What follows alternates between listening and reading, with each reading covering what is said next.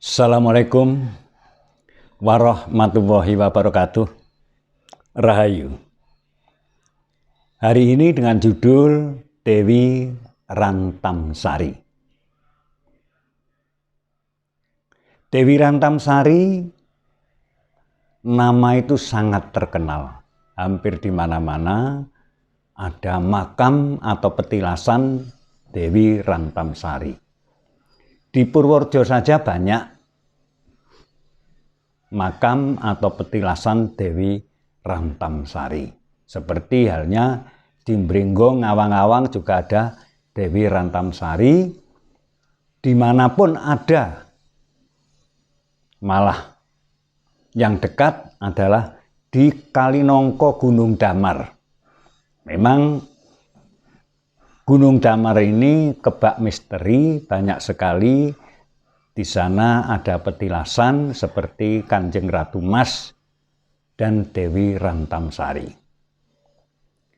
Dulu saya pernah ke makam Dewi Rantamsari yang berada di Kalinongko, atau petilasan Dewi Rantamsari yang berada di Kalinongko itu masih belum dibangun, tetapi sekarang sudah dibangun.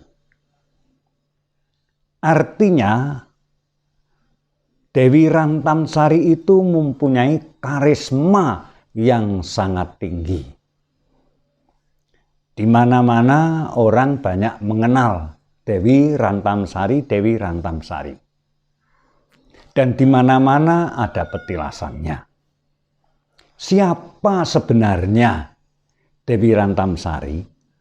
Apakah Dewi Rantamsari itu hampir sama dengan Dewi Lanjar atau hampir sama dengan Kanjeng Ratu Kidul?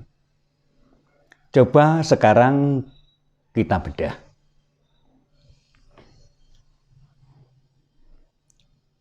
Ki Gede Cempaluk, seorang sesepuh, boleh dikatakan kalau sekarang cendekiawan,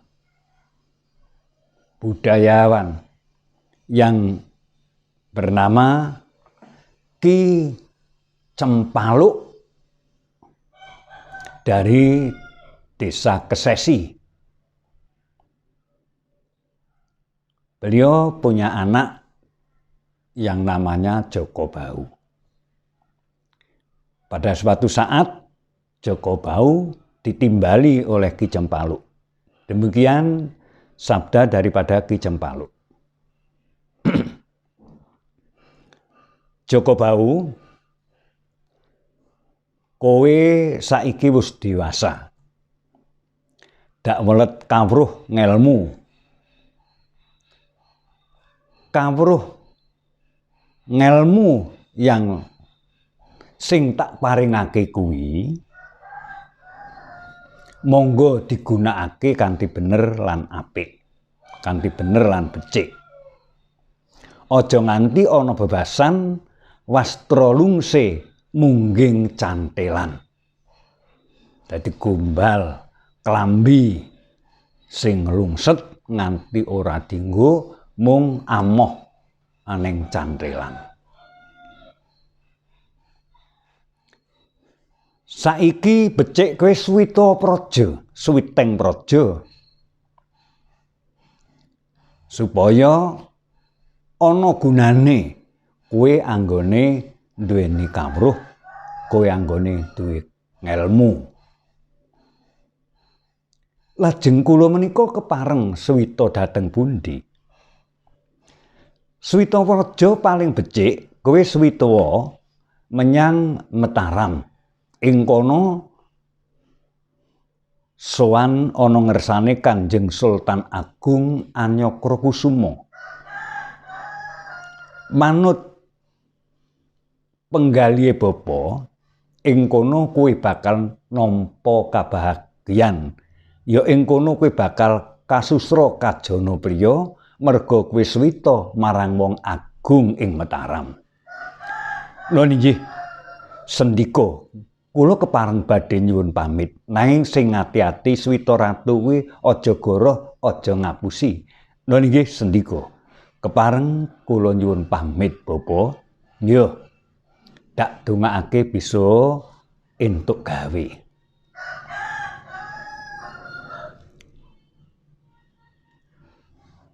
Joko Bau segera pergi menuju Mataram.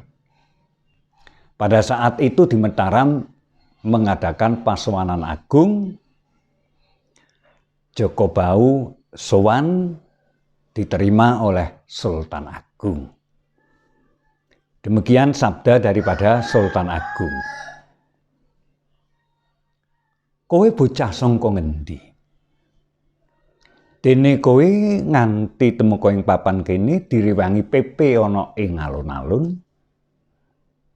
Saengga abdi dalem banjur nimbali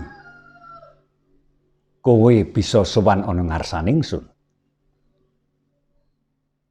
Injih, sinuwun lepat nyuwun pangapunten. Kula menika nami Joko Bau. Kula saking Kesesi putranipun Bapa Kyai Cempaluk. Oh, iya. Yen aku karo Kyai Cempaluk pancen wis ana sesambungan. Apa wigatine kowe sowan ana ing Kutagara Mataram kene ora kanthi tak timbali? Nuwun inggih kula kepareng badhe swita wonten ngersa dalem Kanjeng Sinuwun Sultan Agung Anyokrokusuma. Najan kula dipun dadosaken jurudang pengangsu abdi dalem batur kula sendika anglampahi. Yen ngono ngene, kowe bakal tak tampa pasuwitamu waton kowe bisa nyuwanake Dewi Rantamsari manut wecaning Gusti kang akarya jagat. Sapa kang kadunungan Dewi Rantamsari iku bakal mulya prajane. Sinengkuyung marang kabeh para kawula lan nampa pengayomaning Gusti kang akarya jagat. Nggih. Lajeng wonten pundi papan dunungipun Dewi Rantamsari menika sinuwun? Manut ujaring akeh, Rantamsari kuwi dumunung ana ing Kali Sasak. Kowe tumuju ning desa Kali Sasak, ngrambu-ngrambu yen perlu kowe tarak brata ana ing kono, mbok menawa mengko bisa ditemoni Dewi Rantamsari. Lho niki sendika. Akhirnya Joko Bau segera ke Kali Sasak. Sudah lama Joko Bau bertapa di desa Kali Sasak. Belum ada gambaran siapa Dewi Rantamsari dan di mana. Akhirnya Joko Bau setelah udar semedine, Joko Bau ketemu dengan remaja putri yang cantik, tapi dia adalah bakul serabi. Asal dari desa Kali Beluk. Ditanya bahwa dia dari desa Kali Beluk dan pekerjaan sehari-hari sebagai bakul serabi. Oleh Joko Bau dia diberitahu akan disuankan di Mataram dan nanti kalau didangu oleh Sultan Agung mengaku kamu Rantamsari. Lah mangke kula nek didangu kok goroh pripun? Ora apa-apa. Ayo kowe tak sowanake, pokoke kukuh kowe ngaku Dewi Rantamsari bakal kowe mulya. Nggih, kula nderek sampean. Ning kula mboten piyambak tos wanira, bakal tak totake lakumu. Sing pokok kowe wani ngaku Dewi Rantamsari, kowe bakal bisa entuk ganjaran kang murmat. Nggih, Akhirnya berdua sowan di Kasultanan Mataram. Pada saat itu Kanjeng Sultan Agung berada di pendopo beserta para punggawa yang lain. Akhirnya Kanjeng Sultan Agung Anyokrokusumo segera menerima kedatangannya Joko Bau dan yang dikatakan Dewi Rantamsari atau Endang Kalibeluk itu. Setelah kabar kinabar, akhirnya Joko Bau matur, "Sinuwun lampah kula sampun saged pikantuk damel inggih menika ingkang nami Dewi Rantamsari." Lare menika ingkang nami Dewi Rantamsari. Oh iya, yen pancen kaya mengkono aturira, sira ingsun tampa. Nanging putri iki bakal tak lenggahake ana ing dampar Prameswari. Mengko kepiye kahanane yen pancen bocah iki bisa kuat lenggah ana ing dampar Prameswari, bakal tak tampa dadi Prameswari ningsun. Lan sira bakal tak wisuda minangka paranpara, minangka prajurit ana ing Mataram kene. Nggih sendika. Akhirnya Endang Kalibeluk dilenggahkan di dampar permaisuri karena memang itu bukan Dewi Rantamsari, masih beberapa menit ibaratnya Endang Kalibeluk itu atau Sang Bakul Serabi itu akhirnya pingsan dari lenggahnya, akhirnya nglumpruk tanpa daya setelah siuman lalu didangu oleh Sultan Agung Anyokrokusumo. "Sira iku sapa?" "Kene yen jeneng sira iku Dewi Rantamsari, nglungguhi dampar Prameswari wae ora kuat."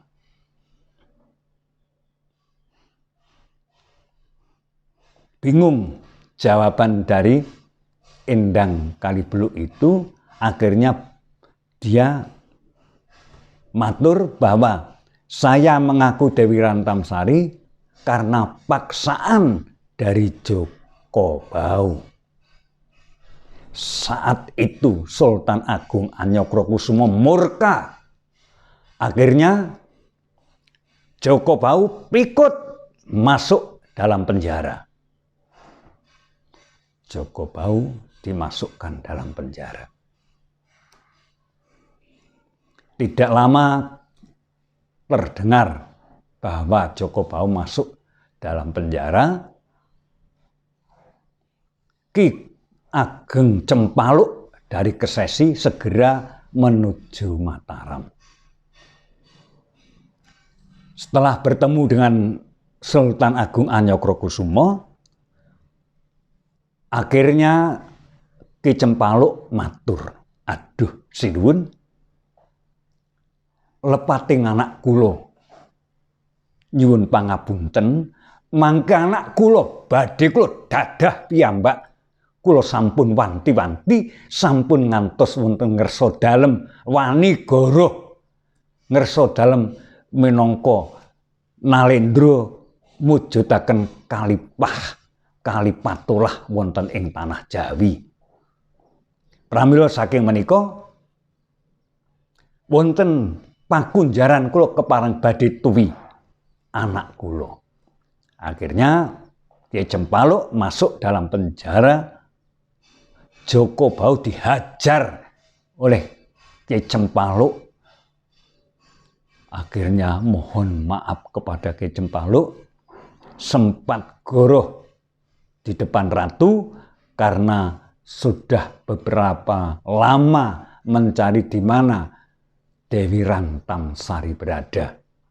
Akhirnya oleh Sultan Agung Anyokrokusumo, sira ora bakal tak pidana merga ingsun iki karo wong tuanira kuwi wis ana paseduluran lan ana rembug.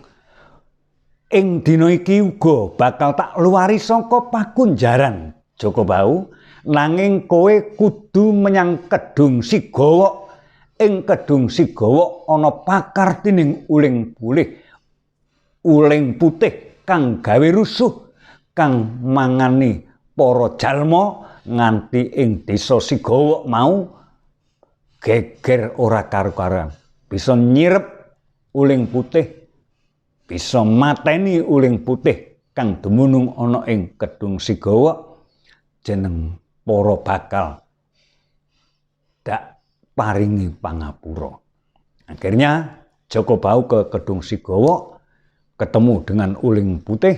Uling putih akan merangsang makan Jaka Bahu. Ilat daripada uling putih dan saut, akhirnya cepol ilatnya menjadi suatu pusaka. Tapi Jaka Bahu diarahkan oleh para prajurit yang mengantarkan untuk pulang kembali ke Mataram. Jaka Bahu tidak mau. Jaka Bahu ingin melanjutkan petualangannya menuju pulang ke Kesesi. Akhirnya dia bertapa, mendapat andaran dari Dewi Lanjar, Jaka Bahu agar bertapa di alas gambiran,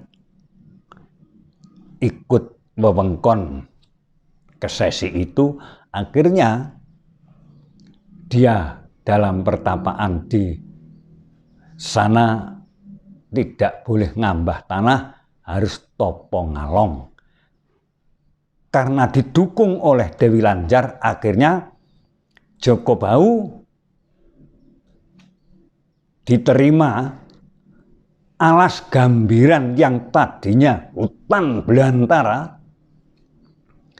Karena kena sabdanya Dewi Lanjar, akhirnya menjadi kota praja, dan alas gambiran sak Guguban karena menjadi kota dengan topo ngalongnya Jaka Bahu, akhirnya menjadi wilayah yang dinamakan Pekalongan, dan akhirnya Jaka Bahu bergelar Adipati Baureksa di Pekalongan. Dan sebenarnya yang dikategorikan Dewi Rantamsari itu adalah sebangsa, sejajar dengan yang dikatakan Dewi Lanjar atau widodari-widodari, kajiman-kajiman yang lain yang berbuat baik kepada manusianya. Dan akhirnya Baureksa lah menjadi baut tangan dari Sultan Agung Anyokrokusumo, menjadi kekuatan Sultan Agung Anyokrokusumo. Pekalongan dan Mataram adalah satu garis yang untuk memperkuat kedudukan Sultan Agung Anyokrokusumo. Dan akhirnya Dewi Lanjar pun juga ngayomi di dalam Kutagara Mataram. Kecuali Dewi Lanjar yang berkuasa di Samudra Utara, juga Mataram sudah sejak dulu diayomi oleh Kanjeng Ratu Kidul yang areraton di Samudra Kidul. Demikian cerita daripada Rantamsari yang di sana-sana banyak makam atau petilasan. Semoga hal itu juga menambah wawasan dari penonton YouTube kami dan bisa diterima. Sekian, terima kasih. Billahi taufiq wal hidayah. Wassalamualaikum warahmatullahi wabarakatuh. Rahayu.